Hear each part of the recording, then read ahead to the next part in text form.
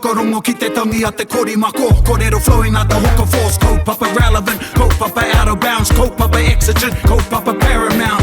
Nā kona whakapiri mai ki te kaupapa tino whakahira whakarongo pi kari mai. Hare mai, o Taringa hare mai. We gotta gather up close everybody. Gather up close everybody. Kani move that body. Kani move that body.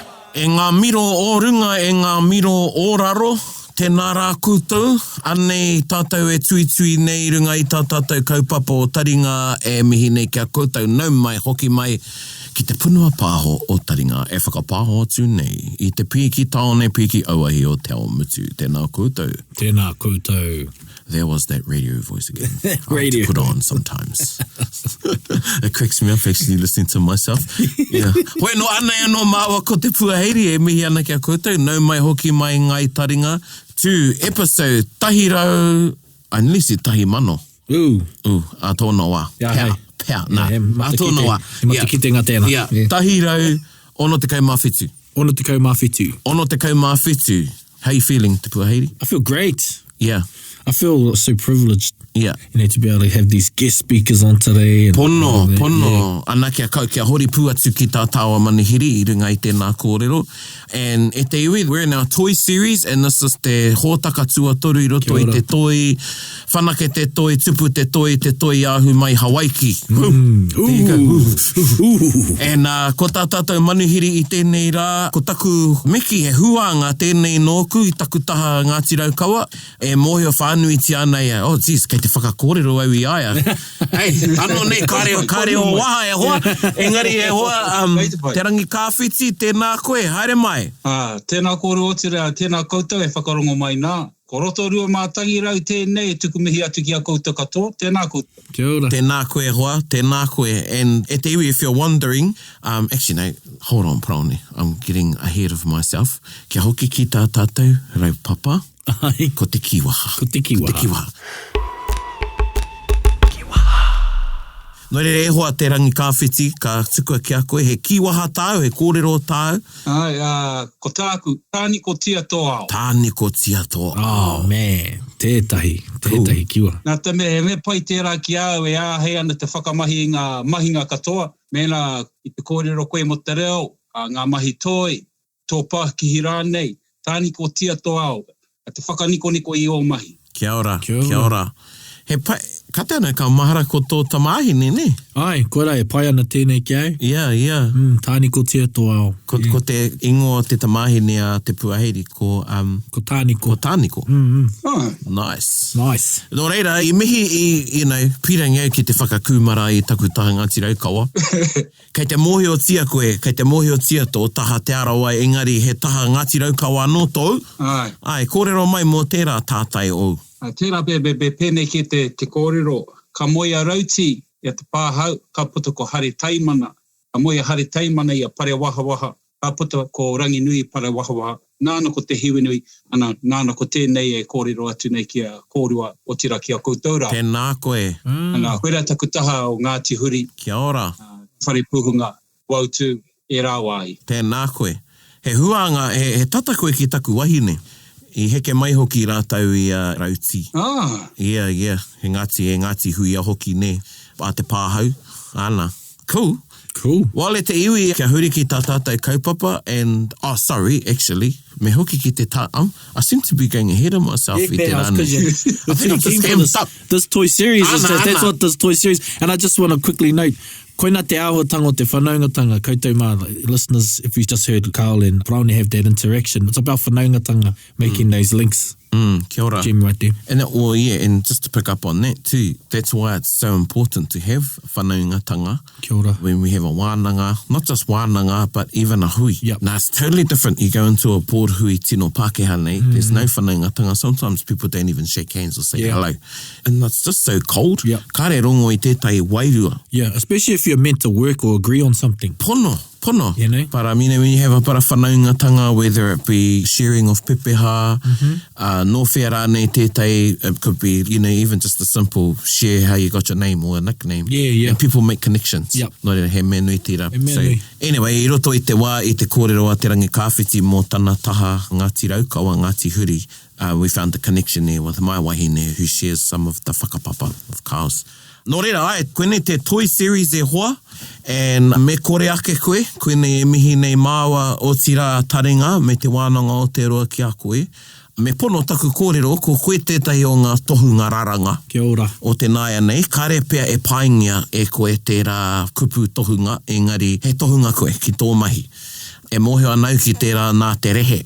Nā tō rehe o tira, e paku mōhio anau ki tō meki ki tō whakapapa, te whakapapa o tō ako i ngā mahi. So we're very honoured to have you on Taringa with us. Thank you very, very much. Kai te pai noa. Nō ki te whiwhi. Hei, kua roa te wā, kua tatari au kia ui au. Ka reira, rōku te maringa nui. About time, mate, about Kai te time. pito mutunga o te rārangi, ingari ko kohu au i te whārangi. E rā koutou. Tēnā koe hoa. No reira, kia tahuri, ko i karangatia koe, e rua nā tuatahi, ko mōhiotanga o te whare e pāna ki te whare pora. Whare tāpora rānei. Tuarua, he a tāhua ki au, tēnei āhuatanga i te mea he tāne koe. He tāne whakakōrero harakeke, he tāne whatu, he tāne mahi raranga. Toko iti noiho ki taku mōhio ngā tāne tohunga nei ki te raranga.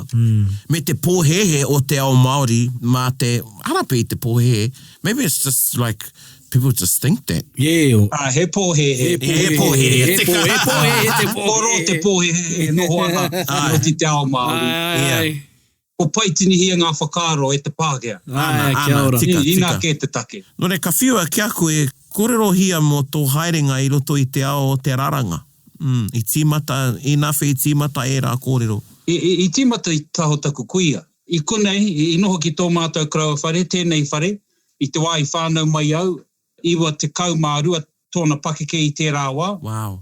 I noho ki tō mātou whare, ainoa ki tōna pakeketanga o te kotahi rau mārima.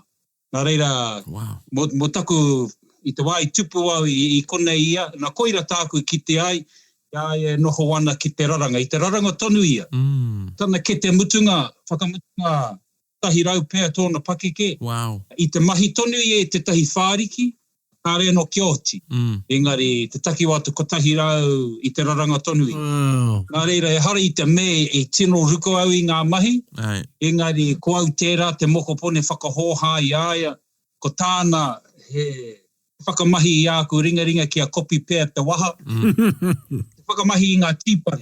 Ne? Engari, ko ngā tīpare hare I te mea mo te mahunga, engari, he mea whakarāka I ngā pātara, ngā mahi au. Nā reira, koira te au, iau e tamarihi ana. Taku kuhu I te whare pora, kuhu pū I te wā I wehe au I te kura, ka tīmata ki whakarewerewa. Ngā mahi tāpoi, tūruhi. Hoi anō, ko ngā kuia I e rāwa, ngā kaiarahi, ka hanga nei I ngā kau nui ki a. Kia ora. E pai mai ki a. Nā te mea I te mōhio rāta ki taku kuia, kātahi, ka arua ka mōhio ki a aku whaia, ana ko te tehi o aku whaia I te noho ki whakarewerewa I te rāwa, ko heitiki. I te mōhio hoki rātau ki taku tuahine, pai ana rātau ki taku tuahine, ko te hanga nei e pai ana rātau ki au. Ki au me taku paitini. Reira, e ngā kau nui ana rātau ki au, whakanoho au ki tō rātau taha, whakātu mai e tehi mahinga a rātau ake. E hara I te mea nā te katoa I rā mahi, engari I whakātu mai, whāki mai e tehi o ngā mea huna. Wā rātau secrets. Ai. Like weaving. Makuna anō au, tino ako I te reo, mai ngā kuia. Kia ora. Tētehi ko mini hōhepa mai te roto iti. Nā koia me ana kiwaha katoa. Ai, whakangahau I a. Kia ora. Oh boy. I a koe kōrana, it's quite interesting. I a koe kōrana mō nā secrets. Ai. Ko nā kōrero, ko nā kurahuna nei o te raranga, o te whatu, o... Ai, o te whatu, o te raranga hoki. Kia ora.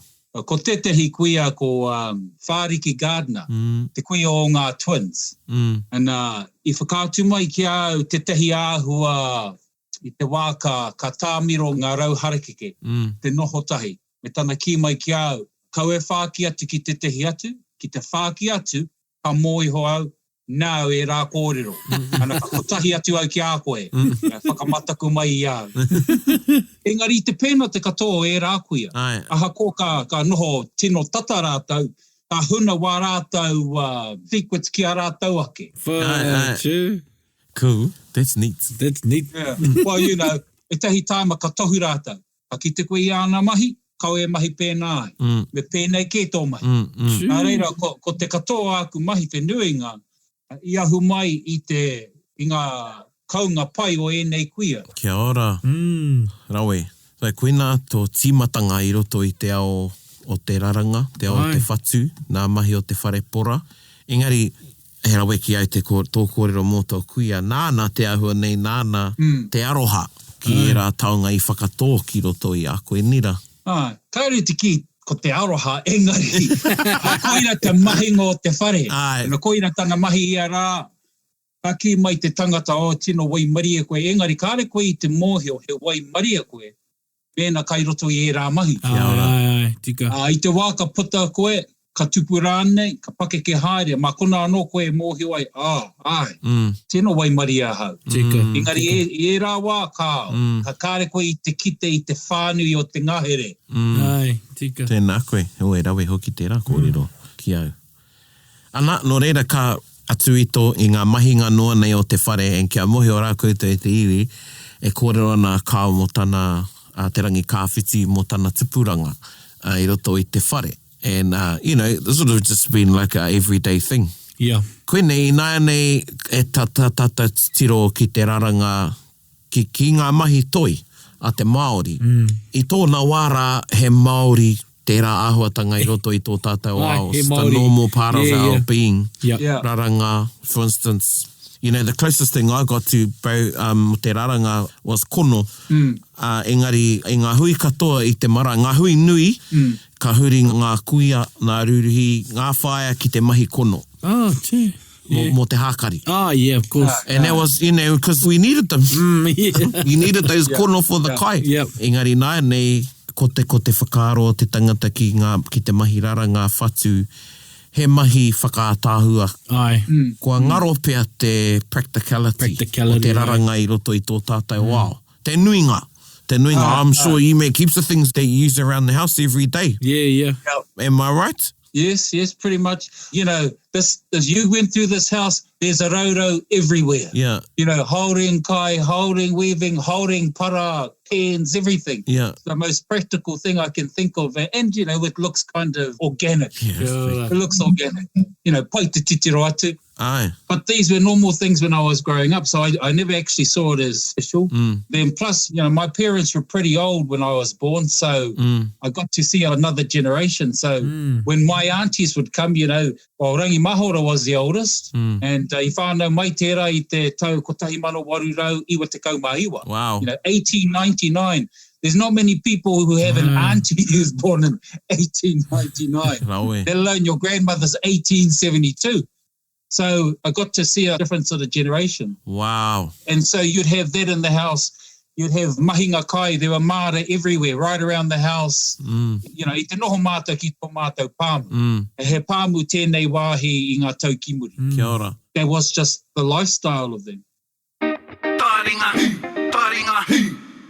No rea, te kaumāwha, te kaumātua o tō kuia I te hū o Tarawera. Koira. Yeah. Wow. So I te noho I konei te nuinga o te wā, e ai ki te kōrero, e rua wiki I muri mai tana whānautanga mai I mate tōna māma.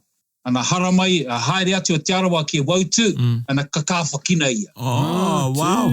Ka tongo atu. Aha ko te hehe o tōna pāpa kia noho I kora, kāre te arawa I te whakaai. Engari I te hoki atu. Ka noho mo te wā, ana ka hoki mai ki roto rua. Kaku mōhio nei, koia te tehi o ngā tauira tuatahi o te kuro o Whatu.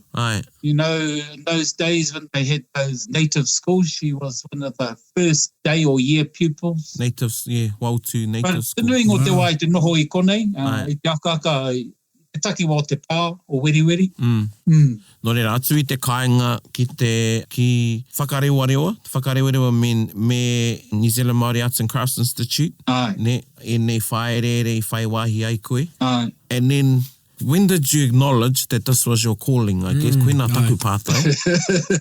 Oh, no, look, if you had asked me as a kid growing up, you know, what do you want to be? Well, this is probably the furthest away from what I was thinking. All I knew is that when I left school, I didn't want to, you know, kāri te hihia kia haere ki te wānanga. Didn't want to go to university. I'd had enough of study. I did well at school, but anu I te rā mōku I te rāwa. And I kind of fell into tourism. I te rāwa, I whakarewa te tehi, an inaugural course, tourism course, and ko tā Howie tērā e whakahaere ana I taua their course. So there was Howard Morrison headed the course, and then our two main tutors at that time were Irirangi Tiakiawa and Len Ruhi. So we had some really good tutors back then, and we were based at the Māori Arts and Crafts Institute. And I think I was about 18, 19 at the time. And during our time there, I got to know a lot of the guides. And, you know, I'd call them elderly guides. But, you know, I tēnei wā ko pātata tuku pakeke ki tō rātou pakeke. I don't think I'm that old. You know, I think, oh, no, I'm not that old. But, you know, when you're a teenager, you look at somebody 55, 65, they're ancient. So when our course finished, those queer, they must have liked me. And plus they liked my uncle, because my uncle Pakake was the first director of the arts and crafts. And they knew him and they liked him.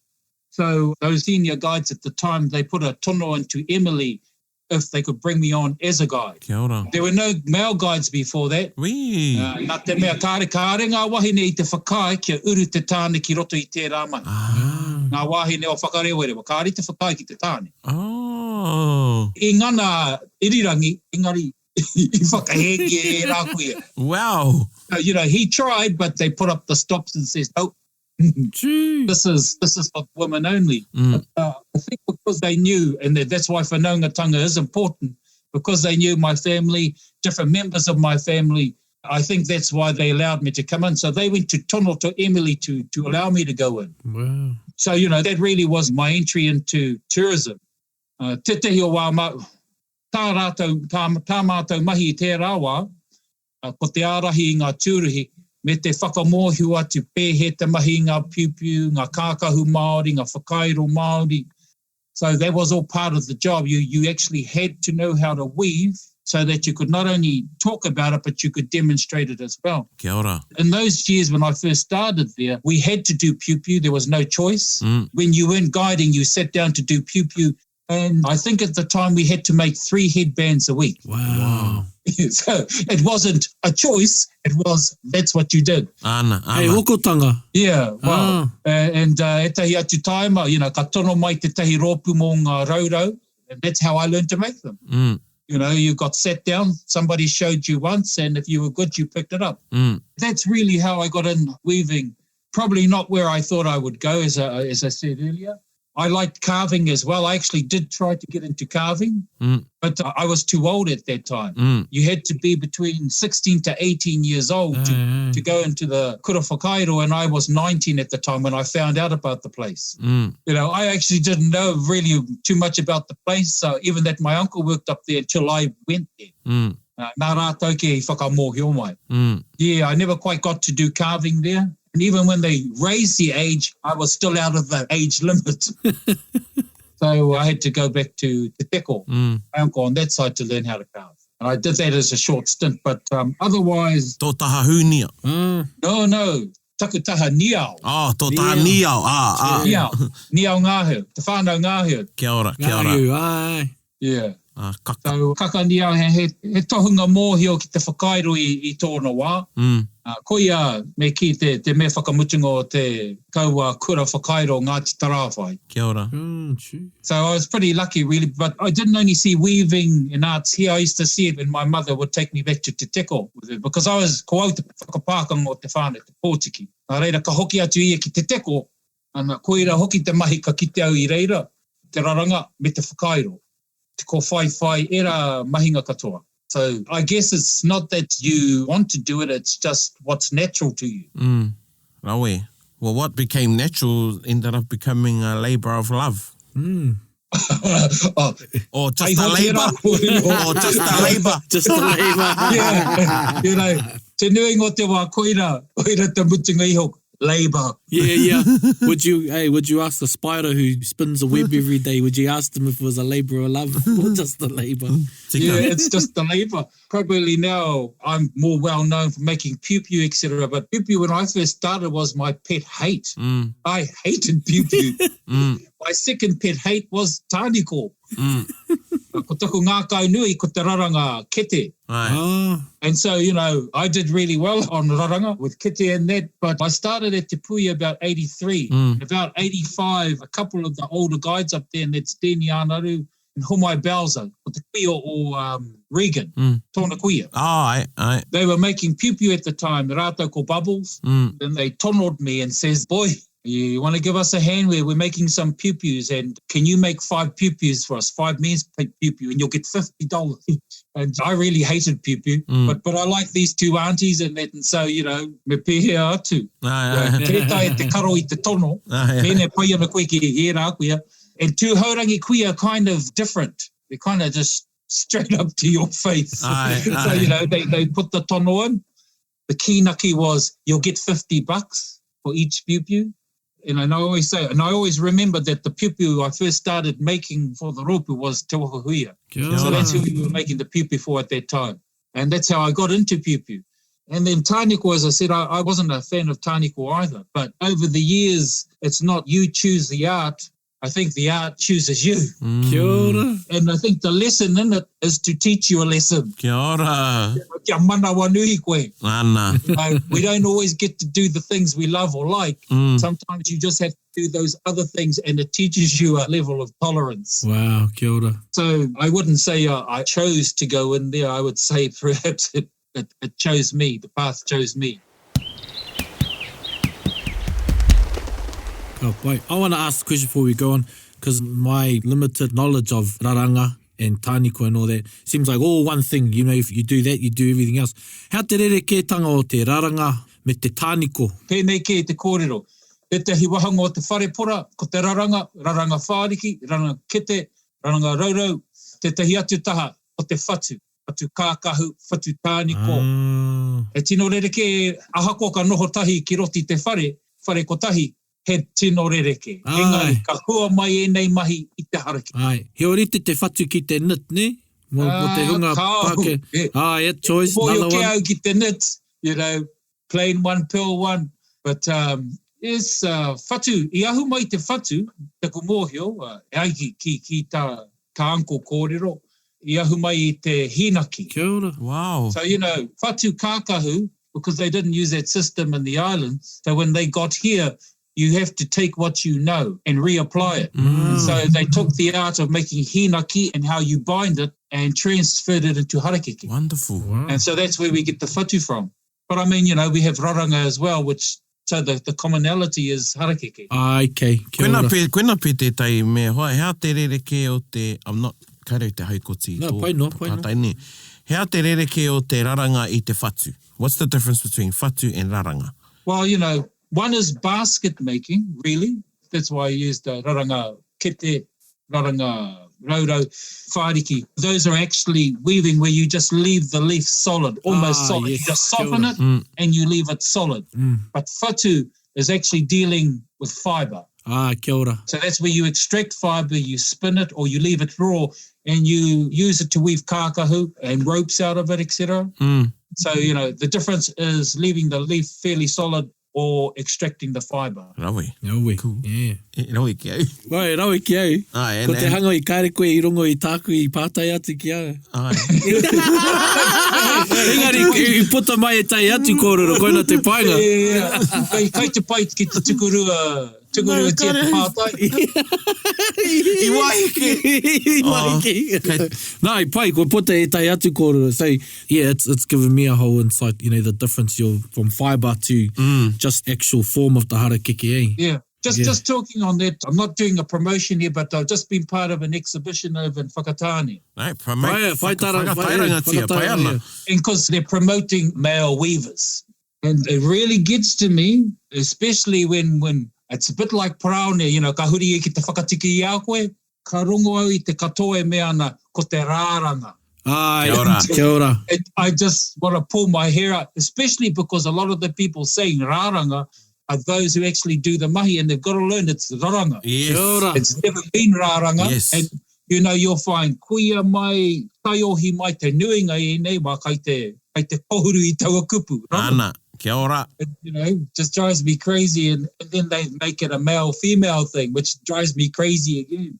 Oh, how te kōrero the male-female, ai. Yeah. Well, you know, ki tā te Māori tirohanga ki te ao, ka haere ngātahi ngā mea. Ai. Ka kuhu koe I te whare tūtaua, he wahanga I reira mo te wahine hoki ra. He hare I te mea ko te tāne anake, ko te tirohanga Pākehā kētera. Waihoki ko te wharepora. He wahanga mo te tāne, he wahanga mo te wahine. Kia ora. Ka haere ngātahi ngā mea. Pēnei te pai me te kino. So ka haere ngātahi ngā mea. So, you know, I had that little bit of a, not struggle, but, you know, e tahi tāma ka titero tita mai e tahi wāhine tāne hoki ra. E tahi tāne hoki. Me te ki, you know, mā te wahine anake tēnei mahi. I te pēnā hoki taku pāpā. Because, you know, it sees me making pipi go, woman's work. Engari, ka kite ia I, you know, ka mutu ngā mahi, ana ko ki tō pūtea I te moni. Ana me tana, yeah, well, ka pai tērā. You the man. You're the man. So there was this clash of thought when I started at the Arts and Crafts at that time. You had one camp, and, you know, I've got to be honest, there was Emily in them. And I don't blame them. That was, I guess that's how they grew up at the time, not realising that, you know, their worldview is actually not a Māori worldview because it's been there for such a while. They don't realise that saying it's a woman's area only is not correct. Yeah. And so, you know, you had those who had that view, and then these other queer, the other, her seniors, and I call them her seniors because they were like 10 years older than her. And so those are the like of Kura Rāpuni. That would be Mildred, you know Mildred, her queer, and the others. And they'd turn and say to me, you know, kei te pai, kau whakarongo atu ki aia. Kau whakarongo atu ki aia, kāri I te mōhio. You know, ko ki te mātou I ngā mea tāne e raranga ana, e whatu ana, kau e aru atu ki ana kōrero. And because of that, I didn't take it as a bad thing. In fact, if you don't get challenged, you don't grow. Kia ora. You know, I had lots of challenges along the way from the different ones there. And that includes the likes of Bubbles. You know, I love Bubbles to death. Bubbles Mihinui. She was well known for pew making. I think it was 1989 at the time, and I was weaving a hair cape, a rain cape. And she came past and she looked at my work and she goes, I see you're weaving a rain cape. All right. And she looks at me in the eye and she says, not as good as your auntie's work. She did beautiful, fine work. Nera. Yeah, so, you know, you're either going to crawl up into a little ball and die in a corner, or you just pick your hands up and smash it. Yeah. So, you know, that's how the women were back then. And, you know, even through the years, I've heard different ones say to me when they've seen me do tuku, mā te wahine ke te rā mahi. I says, ne, nā wai e rā kōrero. Mātou kuia I te marae. I says, I te mōhio rānei koe. I te wai te mahi tuku tūrapa I ngā tau ki muri. Ko te tāne ki rote I te whare, and ko te wahine I waho. Nā te mea, ka re āhei te wahine I te kuhu I te whare. Kia ora. And because he kind of looked at me and I says, wow, it was actually the guy doing the pattern and he was inside. I says, ina ke te ahu o te tuku atu tuku mai. Kia ora. He's inside, she's outside, ka mahi ngātahi. Oh, sure. And then he sort of, you can ka taka te kapa I roti I. Ai. Okay, well, that's good. Now you know. This is not just women's work. Kia ora. But, you know, when you don't see something happening for a long time and there's only one lot of people doing it, it can be mistaken as only women do this, only men do that, not realising that there's a place for both. You know, it might be more dominantly female work, but men had to know how to do certain things and vice versa. Kia ora.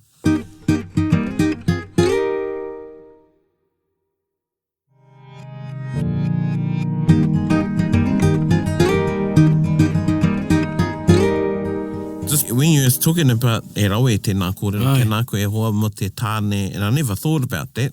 Yeah, taku haerenga tuatahitanga ki te pai o hauraki. Aye. Yeah, and that's one of the old whare where the tukutuku is the wall. Yes, Wow, yes. yeah. And me ngā turupa, and then you've got an outer wall. Aye. Yeah. And yeah, hea tāhua, while you were speaking, I thought of that whare, te pai o hauraki. Nore, ko te turupa, te oroto, te aroto, te whare. He wāhanga e mau an o Māterangi Kāwhiti e whakamārama. No, kei te pai kōrero mai te rape pai Nā, ki ko koe te tohunga.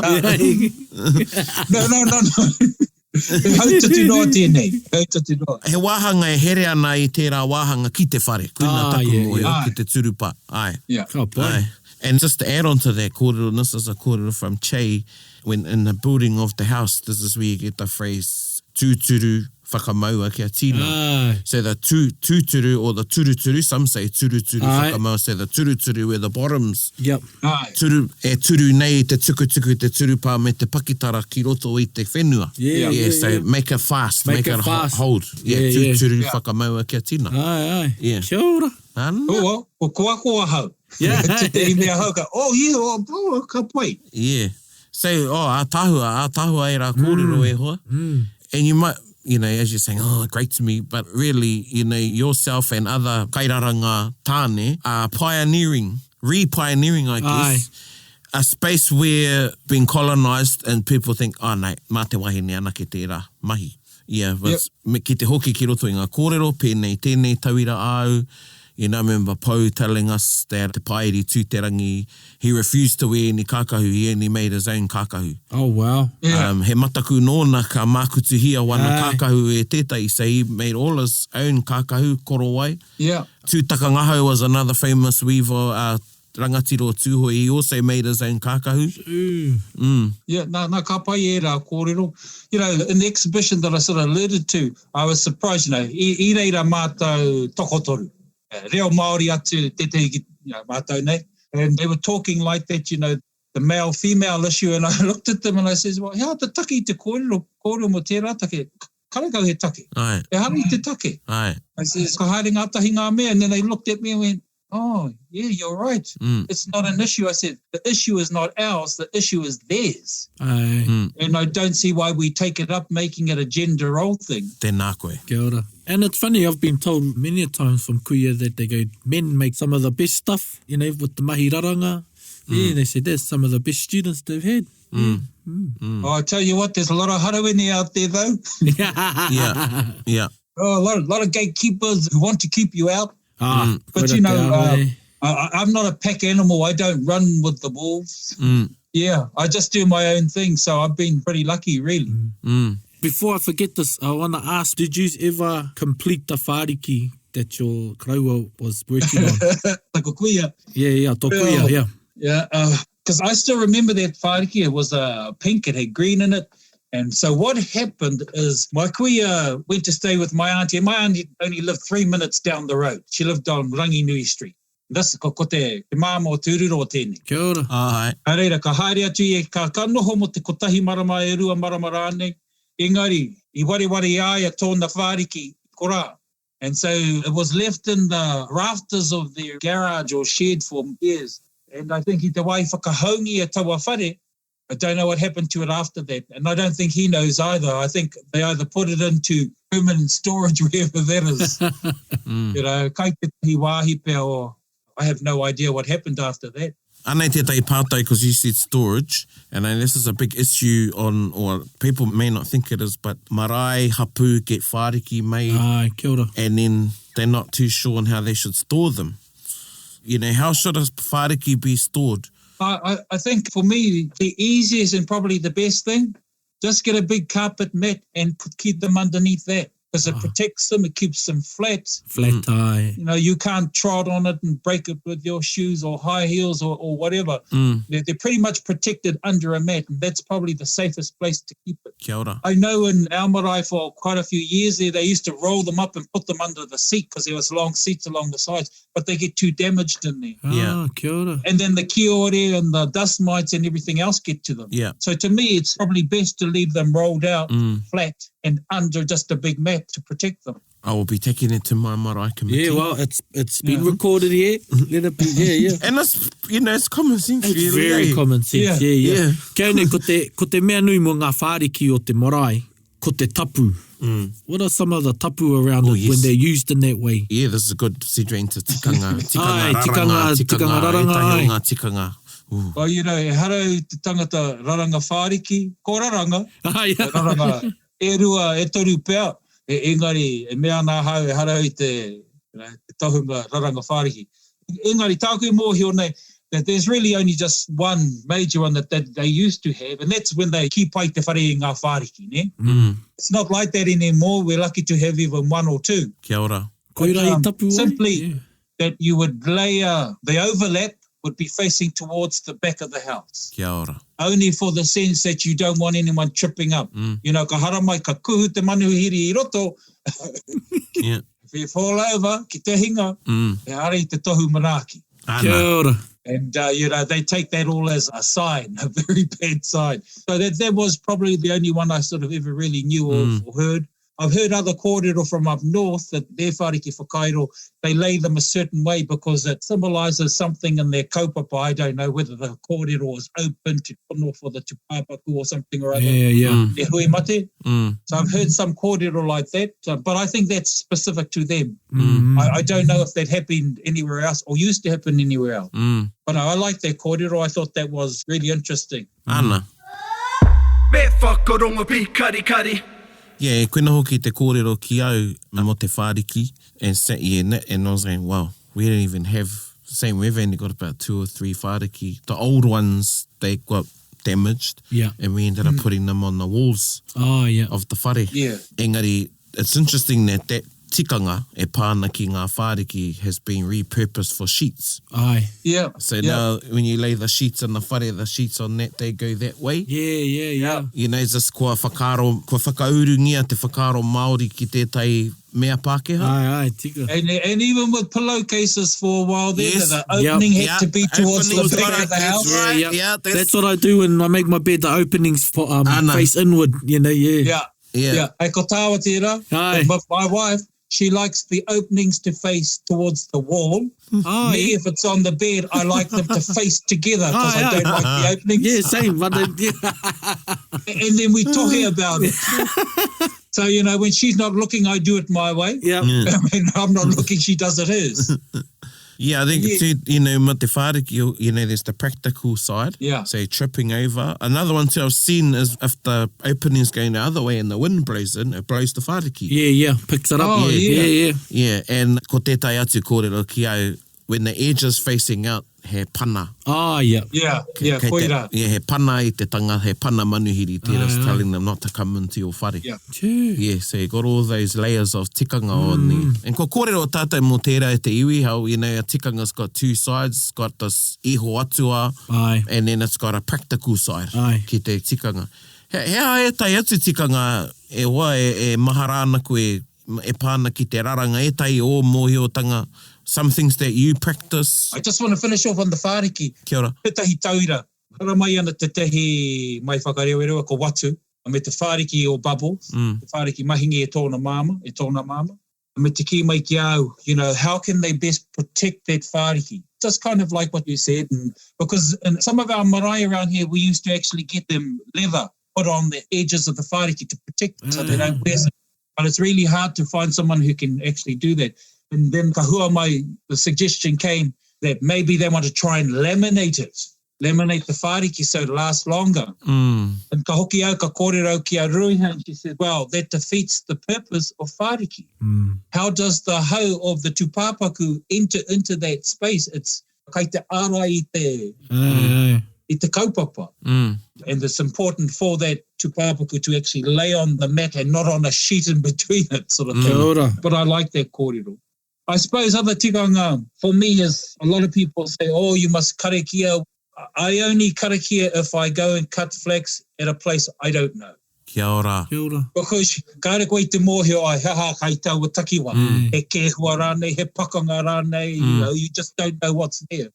And I'm not that likely to go and touch their flax anyway because of that. Kia ora. It's only if invited, I might have a look at a plant, and if I need a leaf, I'll just, ka tono atu ki te pāharakeke. So I don't usually go into someone else's place. And even here, when I first started weaving and doing piu-piu and that, even if you saw a flax bush somewhere else down the road, you didn't go and touch it, especially if you've seen it had been cut. Kia ora. Because it belonged to somebody. Yeah. So that's about the only time I will taki kariki is if I'm somewhere else. The best kariki is how you look after the pāharakeke. Tēnā koe. And tikanga te poro I ngā rau harakeke, te tiaki I taua pāharakeke, e poi on the tutupu.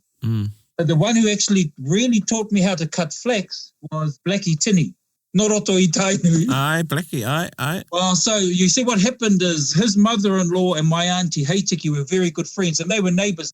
And then she told to me to go and cut her flax. And I thought, oh, yes, I'll just go in then. And we, believe it or not, back in those days, Emily and them didn't really teach us how to cut flax properly. Wow. What I say properly. Yeah. They just said, go and cut flax. So you just went and cut. Whether you went to cull and pick out the best ones or not. Anyway, so I go to their place to go and cut the flax with my knife, and next minute Blackie standing there with me and instructing me how to cut and how to clean it. And he made me clean flax, You take out all the rubbish, you cut everything. You just leave those main three, but everything else you clean out so it can grow well. Kia ora. And of course, he was there with me quite a few times to make sure that I got the message. And ka mautonu au ki tērā tikanga, iau e tapahi harakeke ana. The problem with a lot of our weavers today is they go out and they cull. They go out and select, ko ngā mea pianake, ngā mea roa. And this is sometimes what makes me a little bit hoha with those who tono for piu-piu, oh, we only want women's piu-piu. Oh, well, sorry, the pāharakeke just doesn't grow any long flax. We don't grow just, That's why it's important to actually do men and women, because then, there's no waste. And that's what they don't see because, well, the thing is a lot of the groups have gone to those caveman aprons. Yeah. I call them cavemen because anō nei put them mai koe I te moho ao. Ai. So I understand they do that because of the financial costs of everything. But kāre mea tuatu I te piu-piu. But that's the problem. They only want women's piu-piu, so they think that every flax bush has a long flax. No, there isn't.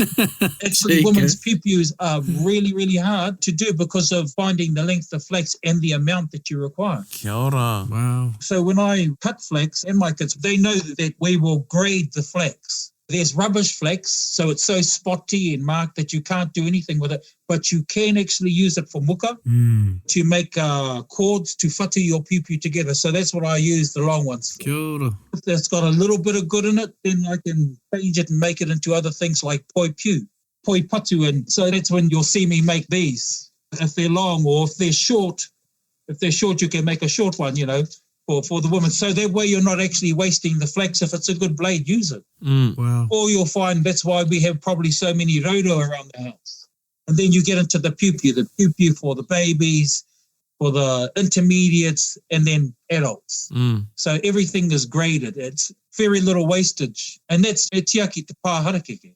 Because it's a pā, everything grows as a whānau. So look after the whānau and it'll look after you. Rawe hoa, a tāhua. Yeah. A tāhua e rā kōrero. Yeah, mo te whakamahinga o te whāriki and how we're trying to think of ways to preserve them. And, going back to your kōrero i te tīmatanga, he mahi noiho i te wāe tupu ana koe i te tao tō tupuna. We've got to remember e te iwi that this is something part of their daily life at one time. Aye. Yeah. And, they had a bit more time on their hands because it was a part of their life. Aye. They had to make whāriki. They had to make kete. Aye. So it was no problem if one started getting a bit rough around the edges, well, they'd start making a new one. Yeah. Engari nāia nei, kua noho, kua mata poporetia. Aye. Tika. E nei mahi a ngā mātua tūpuna that we value them so much and we only use them usually in our rituals and our customs. Yeah. When we want to show off a bit, we bring out our whāriki, we wear our kākahu, our koroa and things like that. Taku Hunga Wai, she's a weaver, te māma o Ngāhuia. She loves seeing worn kete. Aye. She loves it when she sees a kete that's all worn out, and because to her that's a kete that's being used. Being used, tika. He momo ki ona whakaaro, he momo te whakairi noho i te kete ki te pakitara. Kāri hangaia te kete mō tērā. Ai, tika. Yeah, so she loves it when she sees one of her kete, the handles come off, or, you know, the corners start going, that it's being used and loved. Yeah. And you're so right, because that's the same thing I was thinking. Because of its scarcity, it becomes precious. And so instead of, because we have whānau that try and take care of whāriki as well, and it's like, well, actually, tuko e tahi mokopuna kia okona taua mahi. Ana. Koera you know, e ora ai taua ngā whāriki, ngā mahi raranga. But, you know, there actually is an important thing in here. I've sat with other weavers and, you know, we talk about making kākahu and using paru, because, you know, the paru, the mud, what it does is because it's acidic, it eats away the muka. That's right. True. And they say, well, how can we make these old kākahu last longer? And I look at them and go, you're not going to last for 1,000 years. Look, Dolly Parton, you can replace all your parts, but you have a finite amount of time on earth. So do these. The important thing is not trying to make them last longer. The important thing is maintaining the art. Kia ora. Koina te oranga tonutanga. You know, that's why it wasn't a problem to them. As you said, if these whāriki got old, you just replace them. If it gets old, you replace it. And I think we need to leave that sort of conversation to museums, because that's their function, is to try and preserve. But our function should be to try and create. What's more important, to create or preserve? Kia ora. So, you know, that's why I say that we need to look at what we do in our processes and even quality sometimes. Now, I do have a funny story, because I was in Upper Nui country with my wife. We were at kapahaka practice at one of the marae, and they just had some weavers from Aotearoa Raranga there, one of the outposts. And I was watching this woman weave, and I liked her. She was a natural. What I call a natural, you know, these ones who pick up quick. Yeah. Nice weave, beautiful tension, has colour placement, all good. Wow. I looked at her and, you know, it's like listening to someone with reo, and you say, now, if you do this, it'll just lift your level up to something else. And I said to her, look, if you go just a little bit finer, your kete will be on another level again. And she looked at me, she smiled, and she said, ka pai mo koutou e noho taoni ana. You know, so I looked at her, she goes, you know, that's fine for town people because you go out, but here, our function is to use our kete for kai. And there was a bit of a backhand, and I thought, oh no, she's right, you know. Yeah, cool. When you're in town, you just get caught up with town life, but when you're in functional life, it's a different function. It's not about looking pretty, but about actually being a functional working kete. Doesn't matter how long you've been weaving or doing something, you get to learn from all sorts and everybody. Kia ora e hoa. Hea tāhua katoa ngā kōrero. Kōrero katoa, Ai. Hei whakakapi, kua tai tātou ki te remu o te kākahu. Kua tai tātou ki te remu o te kākahu. Kau e remu rere ne. Kau e remu rere, ka tika. Kau e remu rere. What is your advice? E rua ngā pātai e whakakapi, hei te pātai ngare. What's some advice to those that want to get into weaving? Raranga, whatu, hea e tahi kōrero ki a rātou. And hea ōtu manako ki te raranga, ki te ana mata o te raranga o te whatu. Mo te hunga he ana kia kuhu I tēnei mahi. The ones who learn weaving now are quite different to how we learn. Kia ora. These days, a lot of people go to wānanga to learn, and they pay a fee to learn. And as such, you know, in them paying, it's really Western. There is a sense of entitlement. There's a sense of entitlement, and that's not how we learned when we were learning. You have to earn your right. I think that's like any place, any position that you're in, you actually have to work your way up, and there shouldn't be that expectation that you can automatically enter. Kia ora. A lot of times there you had to sit, watch, and listen. And if you didn't listen, you didn't enter. Kia ora. I had that conversation with a well-known weaver, and we were talking about our Rōpū Raranga Whatu, National Weavers Group. And she asked me, hea o whakaro kia kuhu mai te pā kia ki rungi I te komiti, or ki roti te rōpū. And I sort of looked at her and says, well, I don't really have a big problem about it. She goes, well, as far as I'm concerned, no mātou ki ngā wahine Māori. That's our birthright. And I looked at her and says, well, if you told that to the kuia who taught me, or these kuia, they would have backhanded you and says, this is not for you. This is not for you. Because, you know, there was the difference back then. They used to look at Opu Manawa and they'd see whether it was or wasn't. And then you'd sort of enter into that mahi. Because they see you have the aptitude and the ability to do it. Tēnā koe. It wasn't because you wanted to enter into weaving. It's because you showed that the potential was there. But now people feel they have the right to enter into it. Because they, you know, I pay, I say. Even getting back to that question of non-Māori entering into te wharepora. For me, if me nā no iwi ke, ana ka tautoko hia tērā wahine, tērā tāne rānei, e te tahi hapu, iwi rānei, pai noa hau. You know, because there are those non-Māori who are respectful, but you also get those like some of our own kāoko ana, ka tū whakahihi. Yes, kia ora. Whakatamata, whakamere. Yeah. I think at the end of the day, that's what it is. When you go to learn something or learn from someone, be respectful. Kia ora. Kia ora. After a period of time, I think some people, they kind of, familiarity breeds contempt. Always remember to be respectful. Ai, o tūmanako ki te Raranga Whatu, te ana mata. Well, you know, me haere tonu ngā mahi. I'm not really sure. And probably Ruiha might be the one better than me to, you know, have a vision for what it is. Hopefully with my own tamariki, because they get to do this day in, day out, they'll see the value of it. It won't be quite now, but in years to come, they will actually see there's quite a value in it. It teaches you structure. It teaches you process, tikanga. It teaches you skill. And also relationship, how to work together. For example, piu-piu is not really for one person. E hari te, you know, mahi takitahi. You've got to do it in a rōpu, otherwise you're going to go crazy. But that also means that you have to learn to have a good whanaungatanga with one another and work well. Yeah, there's lots of learnings to take away from that. So much. You know, it's the relationship, not only relationships with the people that you're working with, but the relationship with te taiao. Te taiao. Yeah. Whanaungatanga ki te taiao, e haere nā koe te mahi, ki te mahi harakeke, ki e rānei, he harawarān. Well, can I go for a quick aside on that? Ai. Ka kōrero hea taku tama. Te tama noho mai nei. Now, he just left school last year, and of course they had the doc and Whenua Rāhui, they had an inaugural course to teach them, you know, things of te taiao. You know, we were encouraging him to do it, and he goes, I know nothing about te taiao. I says, you know how to go into a swamp, you know how to cut the flax and look after the flax. You know the relationship of these pine trees that have fallen into the swamp and how they damage our waters. You see the plants that you see along the way. You learn about the dyes. You also learn about how we take our things back to our river to wash and why to do that. But you see, they don't actually know the value of what they know.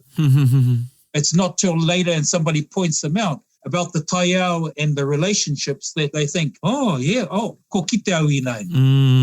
So I guess whanaungatanga would be probably the main thing for me, because it's interrelationships between everything. Kia ora. Family, environment, everything. Tēnā koe e hoa. Tātou nei. Well, e mihi ana ki a koe. Mihi tonu ana ki a koe. Te tangata whakakōrero harakeke.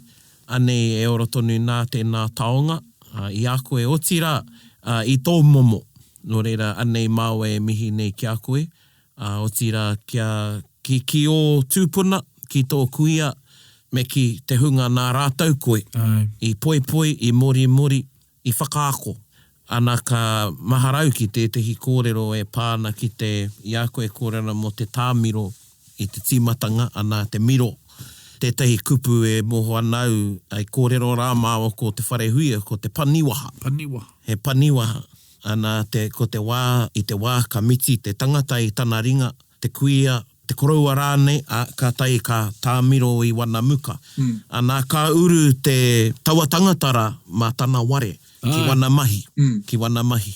Ana pēnei he kupu whakarite anō tērā, mo te mokopuna, mo te tamaiti rānei, I manakitia e ona mātua, e ona tūpuna. No reira, e te rangatira, te rangi kāwhiti, te paniwaha. Kia ora. O tō kuia o rātau mā, ko angaro ki te pō, anei e whaihua nei, tēnei whakareanga I a koe, I o mōhiotanga, o tira I tō ngākau titikaha, ki tēnei taonga tuku iho. E mihi ana ki a koe, tēnā koe. Kia ora kōrua.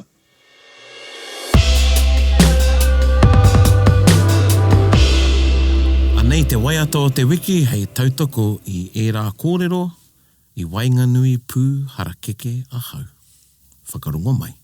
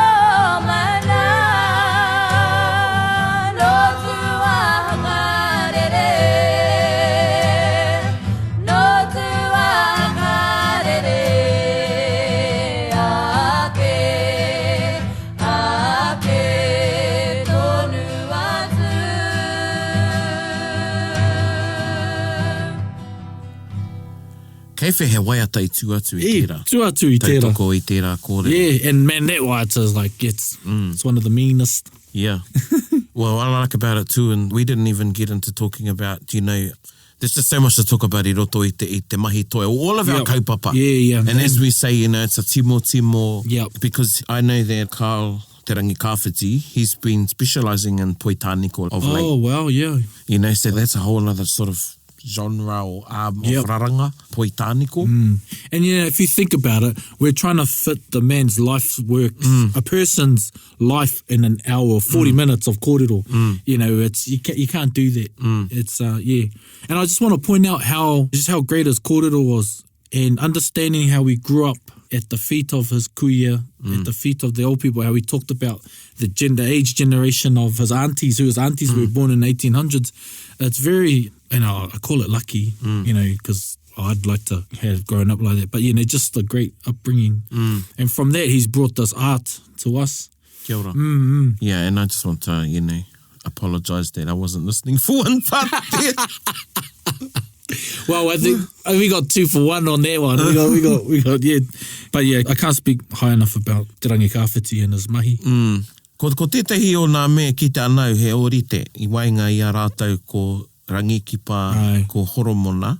is this philosophical... Yes. The philosophical underpinnings, I guess, I roto i ngā mahi toi, Yep. that have been expressed in all three kōrero. Kia ora. I love it. Yeah. You know, man, there was all those connections were going off. Yeah, man. E kōrero ana tino. And I te kōrero noa. E ara i te mea i te Yep. kimi e tai Exactly. kōrero. Ai. I te whakaputa noi e wana whakaro kia tāua. Yep. So there was some great learnings in there. Lots and lots of gems. E nui ngā pounamu. Nui ngā pūnamu. I roto i tērā kōrero. Yep. And one takeaway though for me from that one was, or actually two, one was te kōrero tukutuku. Ai. That was yeah, beautiful. Man.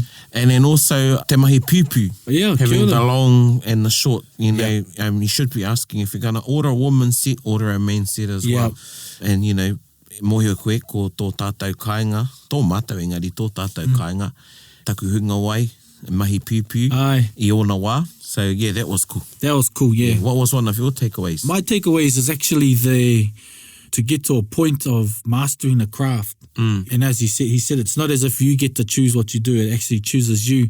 And he spoke of as if this life craft that he has was almost a bane. Like, there's no aroha, it's just what he does. Yeah. It's almost become his cross to carry, you know? It's his mahi, that's his life's mahi. Yeah, and so that, and the patience it takes, and you heard it in Horomana, kōrero, as well as rangis, you know, this is their life's work. Ana. And in a day and time where we expect things at the click of a button, a mouse button, these things are gems, like the patience that it takes and the attitude it takes and the resilience to learn such things. Yeah, that's what I admire. The discipline. Yeah, rawe. Nō reira, e te iwi, koe nei te toi, in our toy series, and this was Raranga me te Whatu, and just again, a note on Raranga. Raranga. That's not Yes, Raranga. that's another takeaway. E te Not iwi. Raranga. Yeah.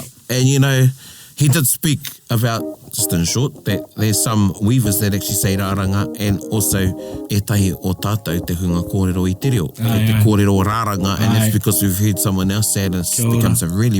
has become a really bad habit. Nō And reira. it's not it's hara I te kupu tāwhito. Ai, oh, yeah, that's another episode. There's another Oh, yeah, no, e mihi ana kia koe hoa, I tā tāua mahi tai Ai. I tēnei rā, and e tuku ana I ngā mihi kia koe Tohine Erika, me te whānau, o sira kia koutou, e te iwi nui tonu tēnā rawa te koutou katoa, I o koutou taringa, horahia tonu tia tā tātou kaupapa, don't forget to share taringa Ai. with your whānau, with your friends, Kia with te tāne ko ao. tia te ao, kia tāne ko tia o koutou taringa. And also go onto your podcast app and give us a rating. Yeah, give us a rating, give us Yeah. some stars. Here you go. Hoi no, e mihi ana kia koutou, hei ko nā mai rā. Bit whakaronga pi kari kari. Gather up close everybody buddy. Taringa. Yeah, tahuri mai ki o. Whakarongo ki te tangi a te kori mako. Kōrero flowing out the hooker force. Kaupapa relevant, kaupapa out of bounds. Kaupapa exigent, kaupapa paramount. Nā ko nā whakapiri mai ki te. Kaupapa tino whakahira whakarongo pi kari kari mai. Hare mai, o taringa hare mai. We gotta gather up close everybody. Gather up close everybody. Kani move that body. Kani move that body. Taringa, he mea tuku nā te wānanga o Aotearoa, ā nā te māngai pāho I tautoko. To listen to more episodes, search for us on your podcast app and subscribe. Taringa, whakarongo mai.